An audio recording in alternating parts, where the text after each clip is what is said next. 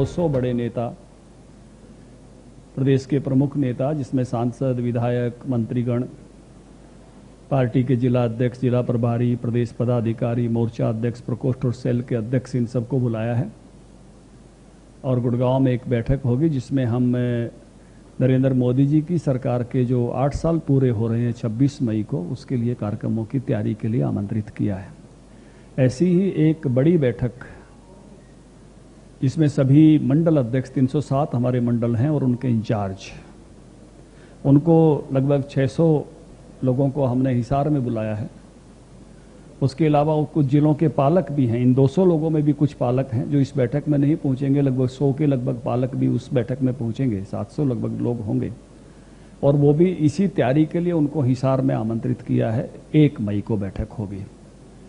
इस कार्यक्रम में हमने लक्ष्य रखा है कि 21 लाख परिवारों को हम संपर्क करेंगे।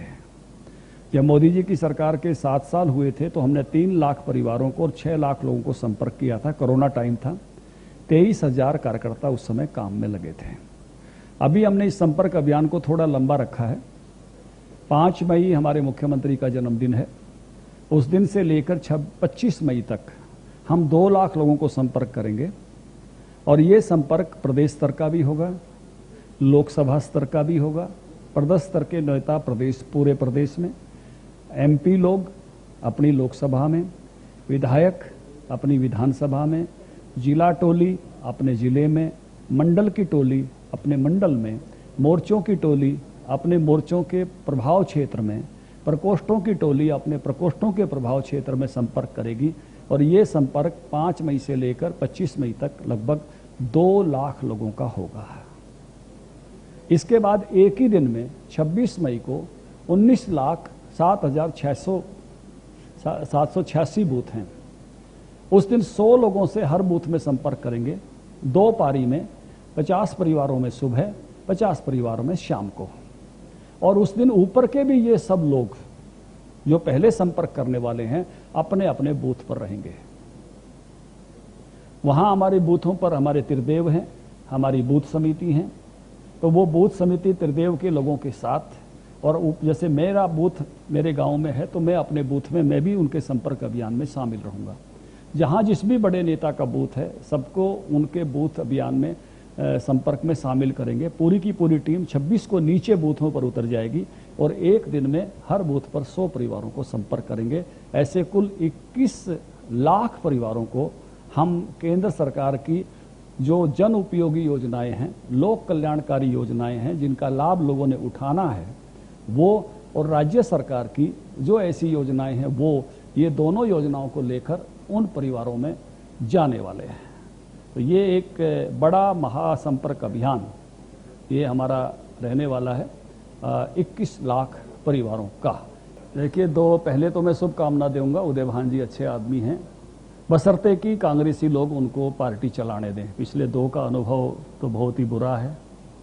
संगठन तक बनाने नहीं दिया गया और काम जिस तरह से करने देना चाहिए था अध्यक्षों को करने नहीं दिया गया। 2 पारी बिल्कुल ऐसे उतार दी गई कांग्रेस की, जिससे कांग्रेस पार्टी का भी नुकसान हुआ है और उसके साथ साथ कांग्रेसियों की आपसी कलह ये सामने आई है। लेकिन आज की लिस्ट देखकर भी लगता है कि कांग्रेस में गुट ज्यों की त्यों बरकरार हैं, क्योंकि अलग अलग गुटों से 4 और उनके साथी जो जोड़े गए हैं कार्यकारी अध्यक्ष के नाते से, तो मुझे लगता है कि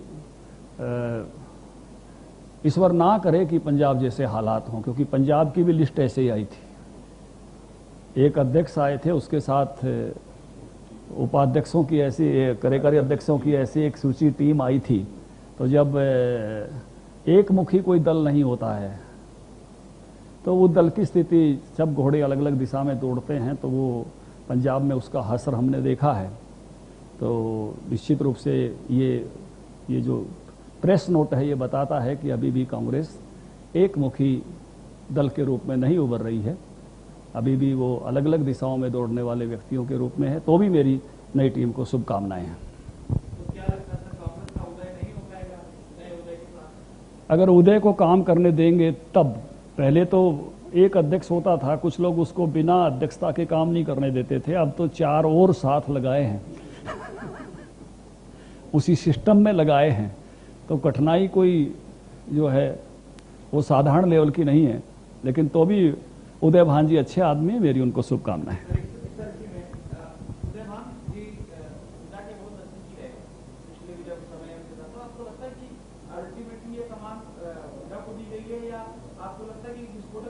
नहीं, पहले ही दिन मैं उनको गोदी वाला अध्यक्ष नहीं कहना चाहता। मैं चाहता हूं वो स्वतंत्र रूप से चले और अपना स्वतंत्र अस्तित्व के रूप में काम कर सकें। एक अच्छे अध्यक्ष के रूप में वो जो है अपनी पहचान बनाए। सर, ये 4 कार्यकारी अध्यक्ष आए हैं अलग-अलग गुटों से, लगता है कि कांग्रेस आला कमान की गुटों को बनाए रखना। हाँ, उससे तो यही लग रहा है कि या तो समायोजन नहीं बना पाए या बनाए रखना चाहते हैं। दो ही बातें ना, या तो ऊपर का सामर्थ्य कमजोर हुआ है और उनके एक होने से काम नहीं हो रहा है, इसलिए वो एडजस्टमेंट है। तो यही उस प्रेस नोट से दिखाई दे रहा है। देखिए मुझे बहुत तकलीफ है। मैं अशोक तंवर और शैलजा जी का जो कार्यकाल देखता हूं, दलित परिवारों से आने वाले दोनों अध्यक्ष थे। कांग्रेस ने एक अवसर को खोया, उनको काम नहीं करने दिया। और सामान्यतः दलित समाज में इस बात का गुस्सा और नाराजगी होगी कि हमारे 2 अध्यक्षों को जिस चैलेंजेस का सामना करना पड़ा कांग्रेस के अंदर, वो बहुत अच्छे नहीं थे। एक अध्यक्ष की तो मार पिटाई तक की सब फोटोएं हमने मीडिया में देखी।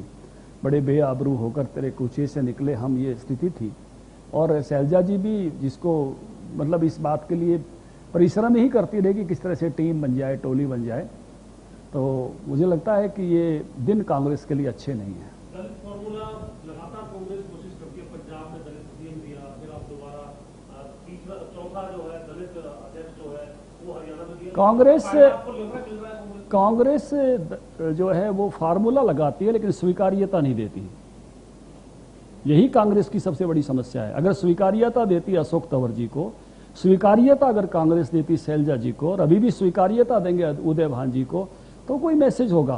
केवल सिंबोलिज्म से कुछ नहीं होता है। आप नेता बनाते हो तो नेता की शख्सियत दिखनी चाहिए, नेता का प्रभाव दिखना चाहिए, नेता की सारी पार्टी में स्वीकार्यता दिखनी चाहिए। कोई कहे कि उनके दल का है, उनके गुट का है, आप पहले दिन ही स्वीकार्यता को समाप्त कर रहे हो। पहले दिन उसको किसी समूह के साथ जोड़ रहे हो। तो जो स्वीकार्यता चाहिए, उसके कारण से कांग्रेस ने दलितों में अपने विश्वास को खोया है। हमसे जुड़े रहने के लिए हमारे YouTube चैनल को सब्सक्राइब करें और नई वीडियो की नोटिफिकेशन के लिए बेल आइकॉन को दबाएं।